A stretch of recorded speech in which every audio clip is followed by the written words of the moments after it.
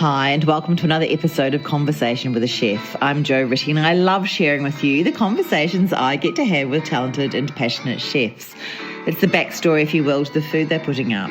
I begin today by acknowledging the Wurundjeri, Woiwurrung, also the Bunurong and Wadawurrung people of the Kulin Nation, traditional custodians of the unceded land where this conversation takes place, and I pay my respects to their elders past, present and emerging. I've always had a soft spot for Queenscliff. Every year we make our pilgrimage down to the Queenscliff Music Festival, pitch our tent on the footy oval and live very happily for a few days on music, festival food and that particular seaside feeling the town does so well. So to arrive this time and stay at the restored Queenscliff Hotel in the glorious Stone Pine Suite with its enormous bath and all that quiet old world luxury felt slightly ridiculous in the best possible way. I felt like a queen. The chat itself was just as lovely. I sat down with owners Tammy and Rob Charter and executive chef Josh Smith, and very quickly it felt like a conversation with friends. There was such warmth between them and such care in the way they talked about the hotel, the town, the food and the people around them. It was wholesome in the best sense of the word. Generous, funny, thoughtful and full of heart.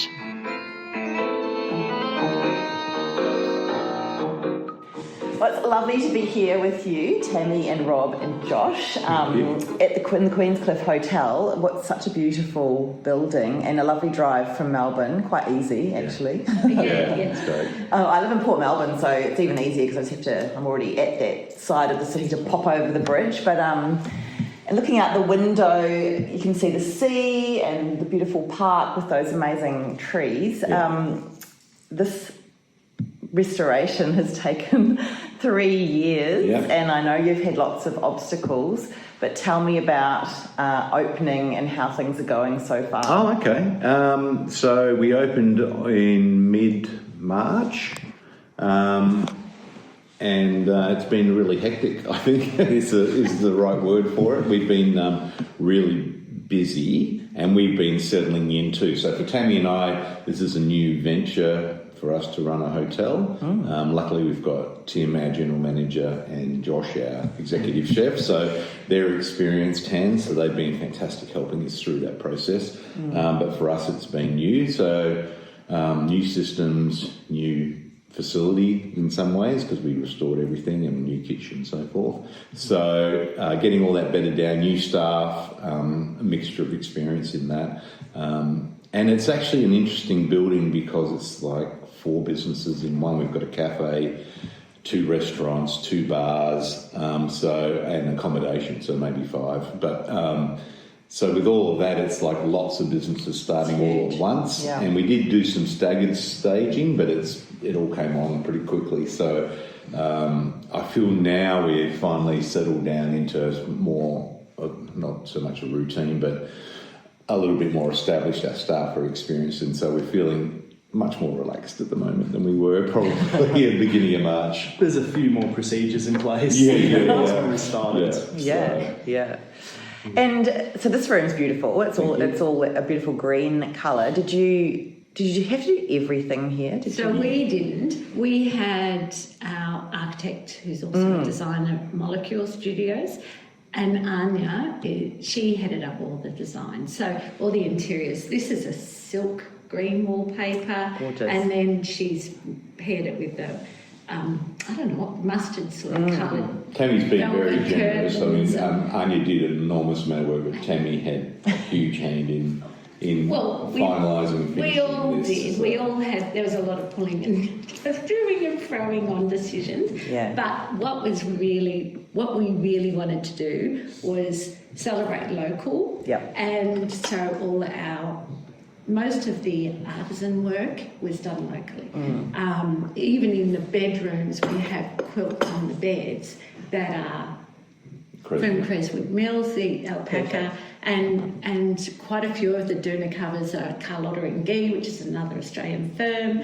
And then we have all the rugs. It's not these Persians, but the rugs that were made were accompanied. Mattresses from Melbourne. Manufactured in Melbourne, so a lot of that. All the lighting, all the bespoke lighting in the restaurant, upstairs in the bedrooms, in the hallways, in the bar, all done by a fantastic lighting company out of Melbourne. Actually, They're brothers South from Shore. New Zealand. Oh, perfect, nice, yep. But No, we had a lot of New they're in Zealanders, Melbourne yeah. now. Our architects are both from New Zealand originally. Oh, that's right, all the best. Yeah, there you go. And actually, there's more New Zealand influence because in the conservatory, those big lights in the conservatory, they're also from New Zealand. Okay. Do you remember the company?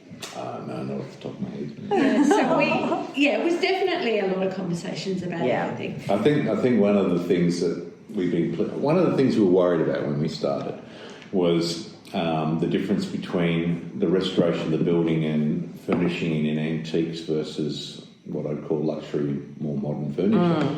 And this is where actually Tammy came into her own. I think we really wanted to... Everyone loves antiques, and we had a lot of requests locally about what antiques and so forth. Now, all the furniture was sold before we bought the property, so that wasn't an issue. We bought some of it, but not much. So we wanted to... But we knew if people were staying here, they would like luxury furniture to sit in. But there's a lot of traditionalists about the building as well. So we have an eclectic mixture of some antiques and a lot of modern as well. And we've been really pleased with the reaction about that, which was really came from Tammy. But the decision, but people have been really happy about that mixture that we've had. So they get because no one wants to sit in an antique piece, but they like the look of it. So, That's right. So we've done a mixture of both, and we're really happy with the outcome.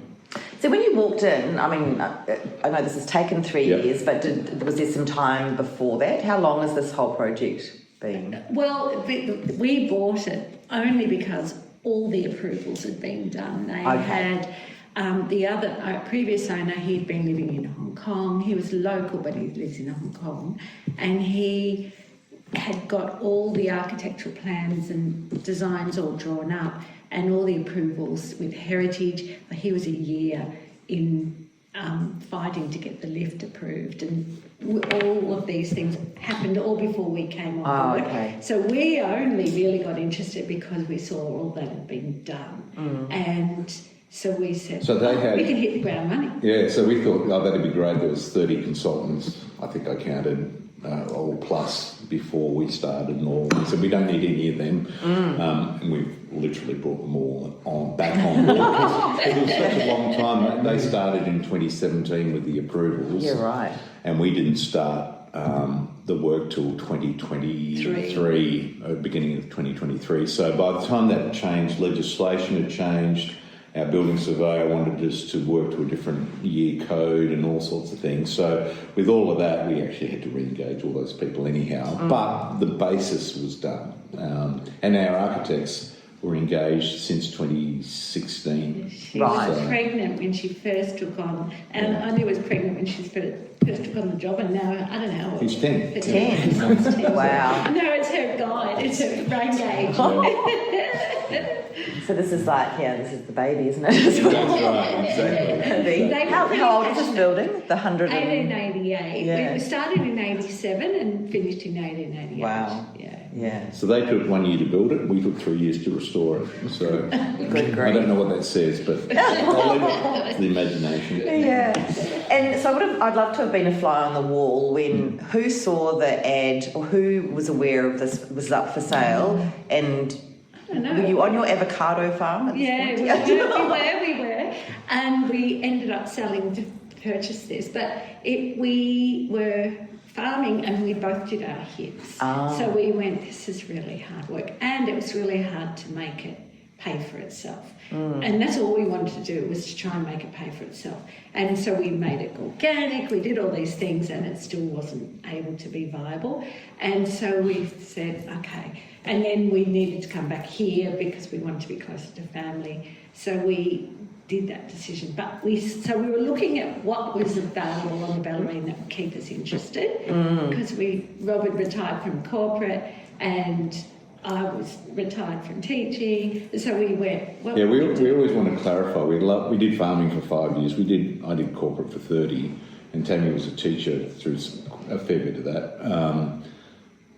farming didn't generate the money for this place. The corporate did, right? Yeah. Because everyone goes, boy, that farming must be good. Well, smashed avocado. I know you would have. I wish we got those prices. So we actually just realestate.com. I mean, we literally saw it and said, oh, that's an interesting place. Let's go and have a look at that. And that's how it started in October 2022. We history with this building. We'd never eaten here. I think our families... I'd been past it as in my childhood because I grew up in Geelong. But Right, okay. No, I've never been in summer. Yeah. And it's a bit of a full circle moment as well, because did you both meet in hospitality? Yeah, we did. Working in the pub as students. So we were, Tammy grew up in Macedon, and I grew up in Geelong, and then went to uni in Ballarat. So my parents had since moved to Mount Macedon. So home on weekends, working at the Mount Macedon Hotel, which was Gowings at the time. Yeah.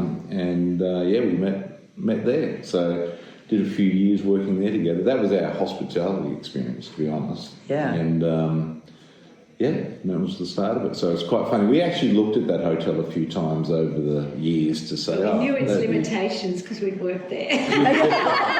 We didn't know the limitations of this one. Yeah. This is a far prettier hotel. Yeah. Wow. Yeah. And so, Josh, when did you come in on the project? I came in a bit later. I started about 3.5 weeks after. Like, we'd kind of been in talks before when my previous business was closing down. So we'd kind of talked, but it was just the timing wasn't right. So there was someone else, and let's be really keen. We were very keen to have Josh, but he was right in the middle of it. I was very realistic about he was very realistic. what was going to happen. They were talking about opening at the end of January. My business, after 9 years, was closing at the end of January. So I said, I can maybe do it, but I don't think I'm going to be able to dedicate what it needs. And we all agreed it probably wasn't for the best. And then other things fell through, and they gave me a call on Easter Saturday. What are you doing these days? And then I started. It was Wednesday. It was great. We were thrilled. It was. And so how did you know about Josh? We'd eaten them. It It interested way a long time ago, before all of it. Yeah. So we were... good. Josh's partners were front of house, and we went there. We knew it was hard to get into, and we rang on a cold call one day, and on the day, and said, "Oh, can we book a table?" And they said, "Well, we've had a cancellation this morning. There's a table for two available for lunch." We said, "Yeah, that'll be us." So we just walked in, and we got to speak to them, and we were just talking about where we were from and what we were doing, and we talked about the hotel, and then that was all lovely, and then we went back. Yeah, we loved it. Yeah, it was beautiful. Obviously. Food was great. Is it degustation or? Yeah, so I think it was... And so then we went back, I guess it was November or December, something around there. And we're chatting again, and Josh's partner said, "You're not looking for a chef, are you?" And we said, "Oh, we absolutely are." And that's how we got introduced. So you've got a manager as well. Yeah, well, my business partner ran front of house, I ran back of house, and Yeah. So it was perfect. Yeah. 9 years is a good stint, having your own, place, yeah. Yeah, it was a crazy stint, and honestly, we really could have kept going, but my business partner was just getting ready to retire, and we're like, 9 years, time to do something fresh. Yeah. So, yeah. So when you come out, because it's a long time to be anywhere as well as to have it to be your own as well, and you step into a new kitchen, where do you start? Well, you was already up and running, so you just had to... No. So let's start when we first tell me about that. Yeah. When we first met and talked him through this, Josh through the proposal, we didn't have a kitchen. So there was no kitchen. Tempting. There was a dirt floor, maybe. No, you had the some of the floor laid down. I think that just the concrete, and then you were doing on Yeah, top. so it was really... It was bare bones. Here's some pictures of what you're getting, right? So, Well, I think I got the architecture render. you might, this is where the ovens are going to be. This is where this Yeah, will it be. was literally that. Yeah. So, because flow's really important in a kitchen, isn't it? When you're Especially with the conservatory with the higher numbers, definitely important. Yeah. So how is that? How's the kitchen? It's getting there.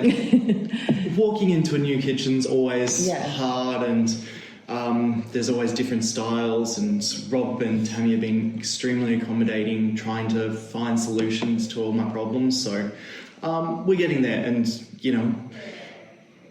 I've been here 5-6 weeks, maybe 2 months at most. It's still early days. So it's very early days. So everything's still just fresh. My menu's been on for 2-3 weeks. So but I think it's going well. Everyone's starting to find their place, and And so tell me about the menu, because did I read that it's European with touches of Australian influence? Oh, how would I just... Mieda's currently... We'll talk about... It's best to probably talk about the two restaurants as separate entities. So we'll go Mieda's first. At the moment, it's very much a European with Australian touches, and by Australian, I just mean multicultural, because to me, food is just such a cultural thing, and I love that whole bringing together of cultures, people, and the sharing of ideas and all that. That's what really excites me about food. This menu at the moment is a bit more simplified. We are going to be a bit more adventurous on the next one. We're just obviously finding our feet, and we wanted to be true to the building. But next menu will still be European focused, but probably a touch more towards the Middle East is where I draw a lot of inspiration. And Australian native ingredients. I just can't get enough. There's so many amazing flavours that even the chefs I work with are just like, oh, I've never tried this before. And I'm like, really? It's in our backyard. Just do it. It's so... even just the myrtle family, not people not knowing about anise and cinnamon, myrtle, obviously lemon, but there's so many different flavours that just are unexplored. And are you using a lot of regional produce as well? So seafood or vegetables? So seafoods, we have a fisherman on the pier who works from Wednesdays to Sundays, and he actually sends out his own boats. So we do a market fish. We've been really lucky. We've been getting quite a lot of Bowen Head snapper at the moment. That's been gorgeous. Obviously Port Arlington mussels. I'm always trying to keep the mussels on, because I think if you think of the Bellarine seafood, you think of those mussels. That's the mussels and snapper, really. That's what comes to mind. Flatheads, flathead all down the coast. What's in the bar? You've got those white baits. Yeah, I think we're getting them from Lakes Entrance. That's cool. Yeah, they're beautiful big ones. But yeah. That's what. And is that a 7-course? Are you doing degustation and meaters or? Yes. Yeah. So 7. Is it 7 courses at the moment? Sorry, I think it is 7 courses. Yeah. And single plate traditional, trying to be true to the building while being innovative and a bit more modern. Because when you go in that room with the beautiful chandeliers and the beautiful hardwood roofing, and you just look at it and you're like, you really want to respect that. So we try and blend a bit of the room and, keep it modern and interesting and innovate on that. There's such a fine balance that you have to have in a degustation, don't you? Because you want to show off all those beautiful flavours, but people have to be able to get through the meal. Yeah. So where do you start? Well, I always believe in being generous with the food as well. So that's always been a bit of a problem, because if It's very filling. I have a real serious gripe about going to a restaurant and leaving hungry. For sure. That makes me very upset. So I'm always very conscious about that. And as far as it goes, when I design the menus and think about like how everything's going to evolve, I'm not so much thinking about how filling it's going to be. I'm thinking about how the textures and the flavours are going to build up slowly. The journey of how you're eating, because sometimes you have a meal and you have something super strong and then it's followed by like a more mild dish and it loses itself. So I'm very conscious of how the meal structure goes together and all those kind of things. And then there's the conservatory. So what sort of meals are in there?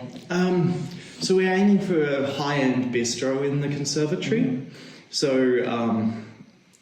we're really trying to get to the stage where people want to order an entree and a main and possibly a dessert, but at the same time can just order a main and still have a full meal.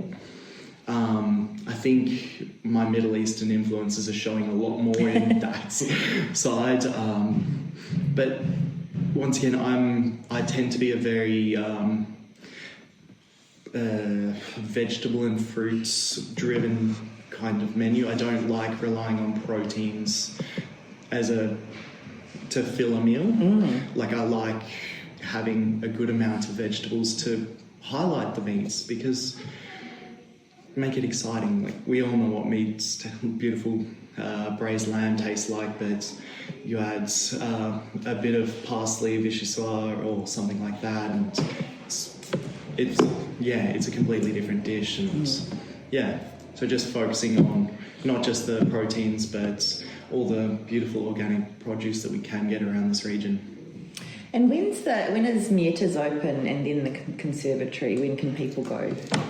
So conservatory is open 7 days a week. Yeah, wow. Breakfast, lunch and dinner. Obviously breakfast, different menu. And then Mietas is Thursday to Sunday. Friday. Oh, Friday to Sunday. Friday lunch, Saturday lunch, Sunday lunch. Thank you for saving me on that one. Yes, I was thinking you just about about something booked us else. out there.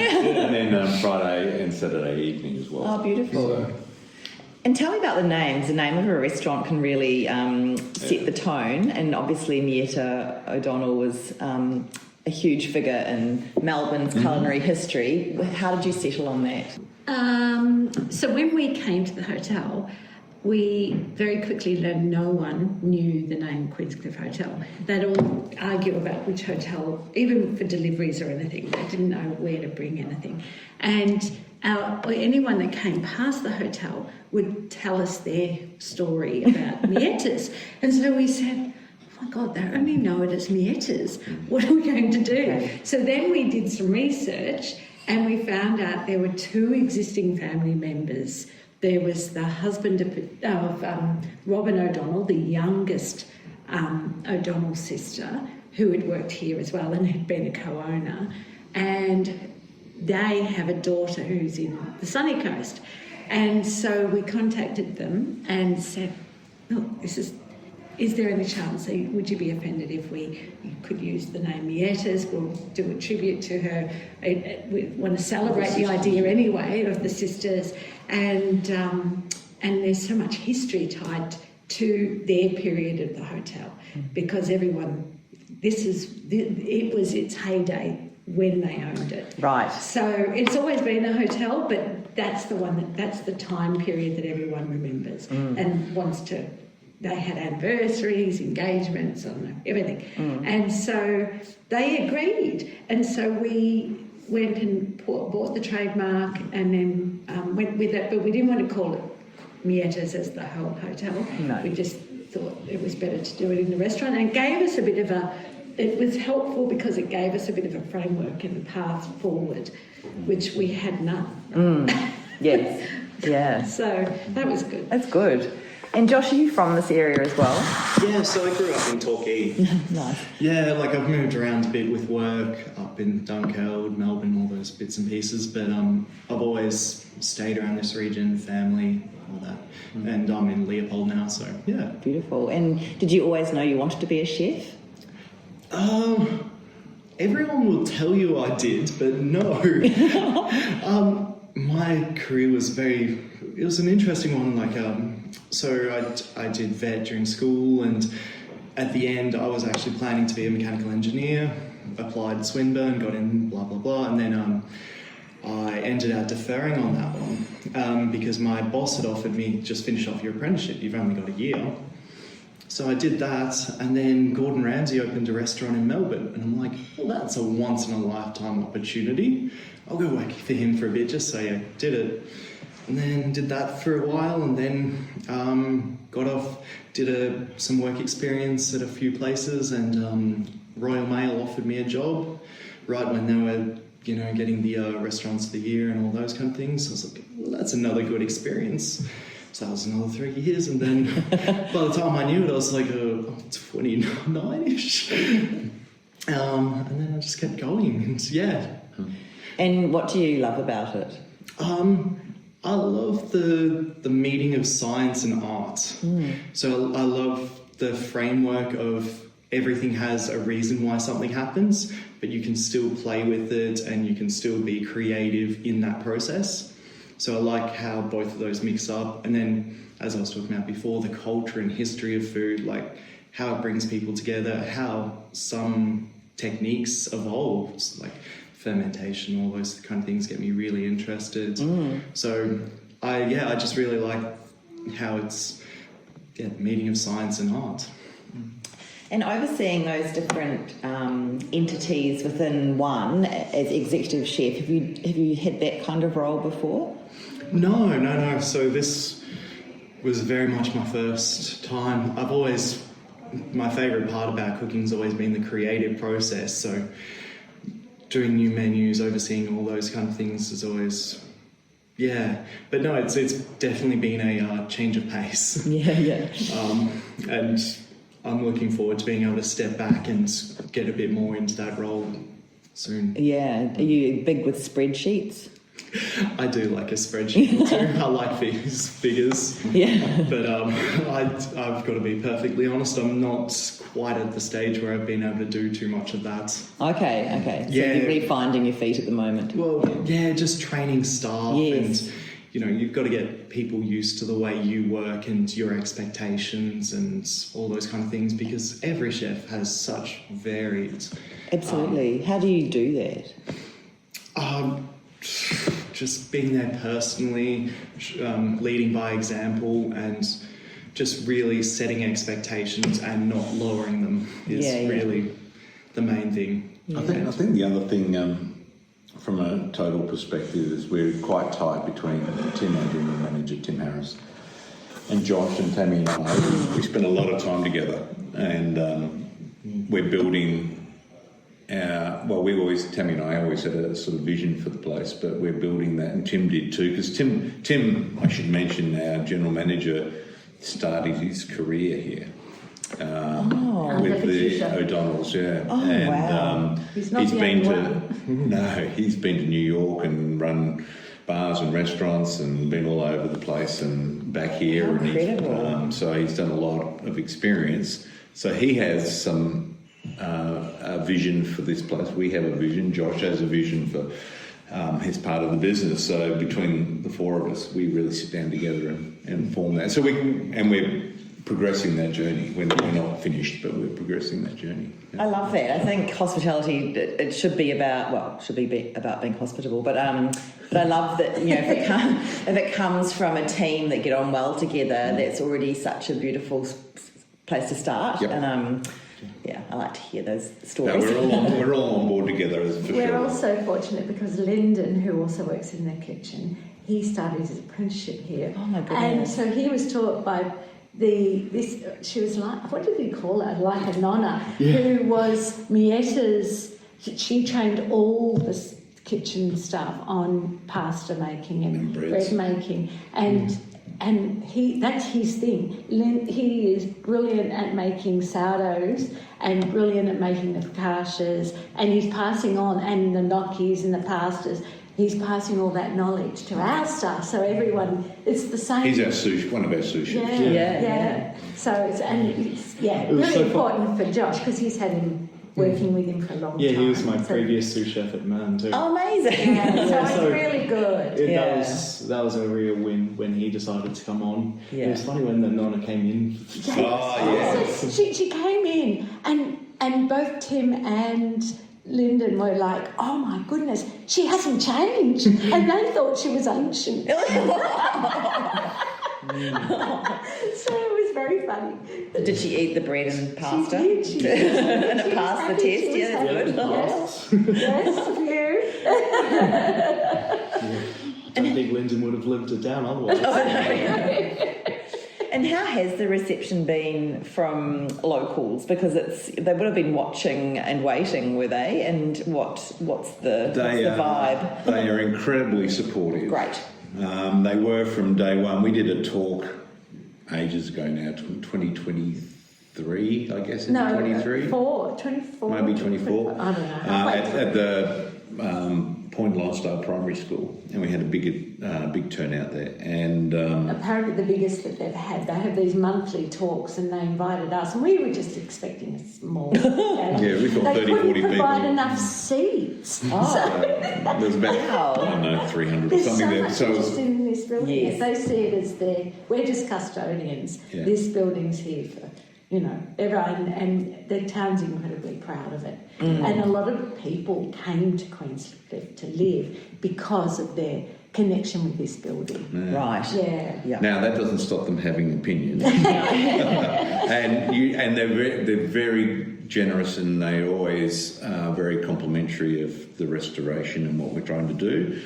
And it's always to help. So, and they genuinely mean it, and they are. And so we get a lot of support, and they are encouraging. And when we have messed up, when we've started up, they've said, we wanted to succeed, and this is what we think. They'll keep coming back. And they keep coming back, and they keep Good. supporting us. So they've been fantastic as we've settled in, I think. So, no, it's been great. Really good. And you've really centred it in this space as well with the names of the rooms. I really love the names of the rooms. And because I really love like Norfolk Pine, and I can't remember where I've ended up. What I ended up picking. I'm in the Norfolk Pine. Well, there you go. I did She Oak as well, and and how did you come up with that idea? So we knew we had to do something other than just numbers, and I was stressing about, we use names from our past, and I was just looking out the window, and I went, I'm just going to do what we see out the window. Perfect. So that's what you see out the window, is the name of the room. Very. And then did that tree, did that have a flavour on the way you decorated? No, I don't know. Anya was the one that did all the colours and stuff, but she knew the names of the rooms at that stage, so I don't know. I've never asked her. But every room has a different sort of feel because they're all unique anyway, but then the colours are also unique to each room. So I don't know. I never asked her that. One of my favourite stays in overseas was in Paris, and the rooms are always so tiny in Paris, but it was somewhere in the near the Sorbonne anyway, and all the rooms had a different kind of a washed paint kind of colouring, and this is 20 years ago when I was in that hotel, and I've always remembered that. I just love having different colours and a bit different than just white walls or whatever. And so we were very. Being a heritage building, we were very restricted not restricted, I shouldn't use that word. There was a lot of containment in terms of what we could do. Right, so all colours were approved by them, and they had to be in the fabric of history. So there was about 16 layers of colours and wallpapers in place. So as we said, what about this? They flicked through all the history, and no, that doesn't work. That's how we got the colours for the outside. If those colours hadn't been in the colour palette in the past, we wouldn't have been allowed to have them. Wow. So all the walls and everything were all determined or approved by Heritage Victoria. So furnishings are fine. So when we see I don't know, internal paint colours they do. Oh, right, okay.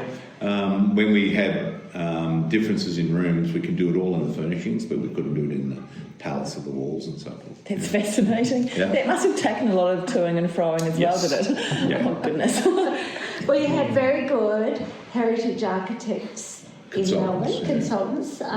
What was the RBA. RBA, yeah. And Philippa, who was our lead person, she was fantastic. So she actually liaises with Heritage Victoria, and she says, no, you won't get that passed, or yes, So you she will. gives us the heads up before we even go down the path. Okay. Because it's quite a long process. Once it goes to Heritage, it sits with them for quite a few weeks before they come back with a decision. So So we she want to helps make us sure. fast. Well, not sort She'll of fast say, track. yeah, this will, this won't. Forget that. Think of something else. You have no hope of getting that through, so don't even bother. And then we'll argue with her for a while, but in the end, we get to a point. She goes, "I can represent that," so she will represent it. Wow. Yeah. So there'd be a lot of lessons learned over that process, but what are some hospitality lessons you've learned since opening? I don't know. We knew most of it. We knew that people want to feel comfortable and welcoming and welcomed. And I think we've tried and we continue to strive to be welcoming as a venue and not austere, because it presents quite austerely. And we wanted to override all of that. And so our staff, we're trying to encourage them to smile and engage. And for the younger staff, that took them quite a bit out of their comfort zone to have to talk to people with a smile and do more than just hand over a menu. So we're still working on that, but mostly they're really, because they've been with us for a while and they feel like a team, I think it really helps. Once they feel a sense of place, they feel a sense of pride and they also relax a bit more.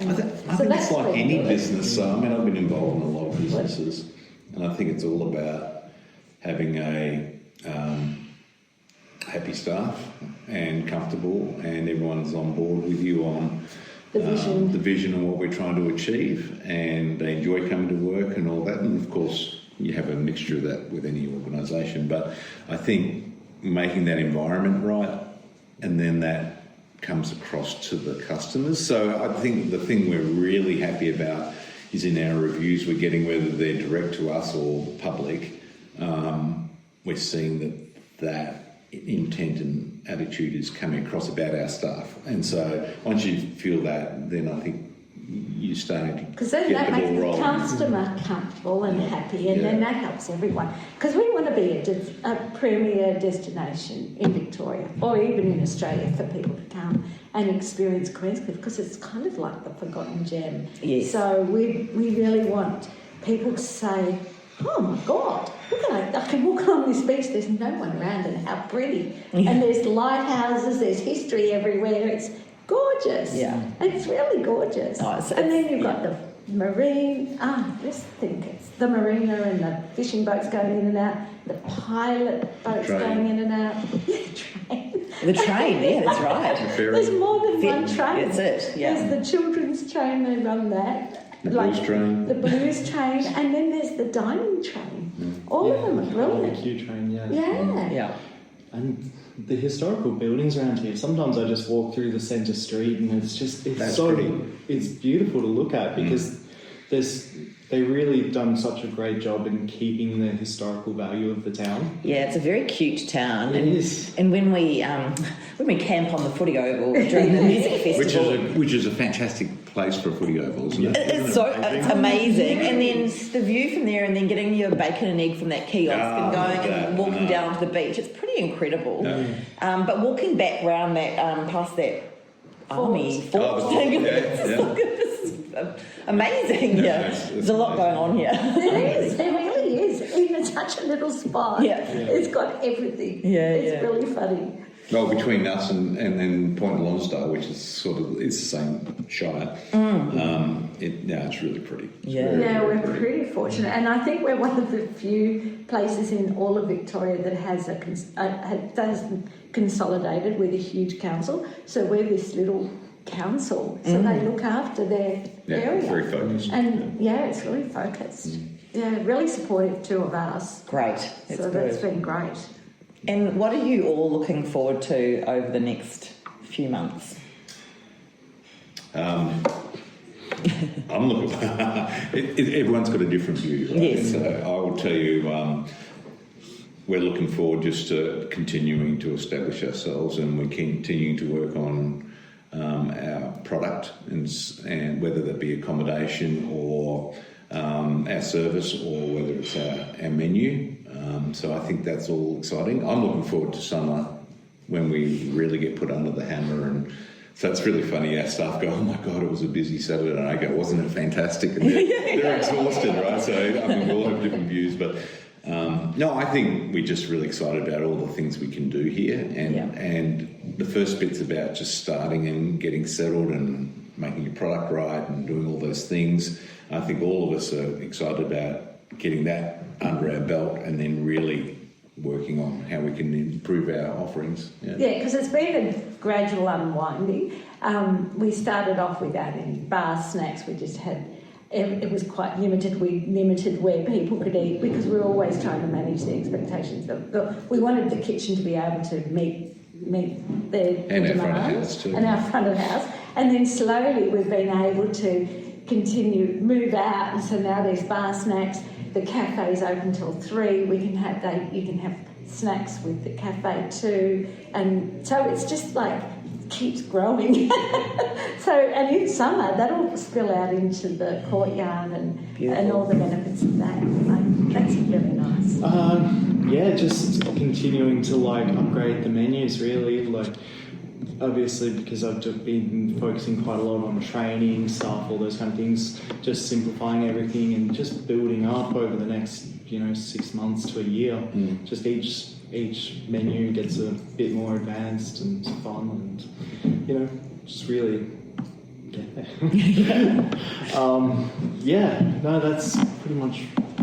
We want to have partnerships with local farms and things like that too. Yeah. We really want to use this local produce in this area, and it's known for its farming, and it's known, it's got a lot of wineries too, so we're pretty blessed. So, we want to keep capitalising on all that. Yeah. We've got more ideas and enthusiasm than we have time at the moment. So it's we've all got a lot of ideas. It's just... They're all on a list somewhere that's slowly getting ticked off. And our general manager he's like the catalyst that compounds it for us. Right? So he's actually got even more ideas. So it's great. Yeah, he's really dynamic. He's really good. Yeah, we're really blessed. Well, congratulations! I think you undertook a great task and you've done it. And I'm so glad to be here, and I'm really excited to stay here. Fantastic! Yeah, we hope you enjoy it. Thank you. Thank you. Thank you so much for listening to this episode of Conversation with a Chef with owners Rob and Tammy Charter and Executive Chef Josh Smith at the Queenscliff Hotel. You can check out all the goodness, and there is really a lot of it, on Instagram at the Queenscliff Hotel. That's all one word. And if you'd like to hear more stories from other chefs, I'm also on Instagram at Conversation with a Chef. You can read this chat online at www.conversationwithachef.com, and of course you can follow me on Apple and Spotify podcasts. I would absolutely love it if you told a friend about my chats. I still reckon it's the best way to get these delicious stories out into the world. Once again, thank you so much for listening. Have a great day and bon appetit.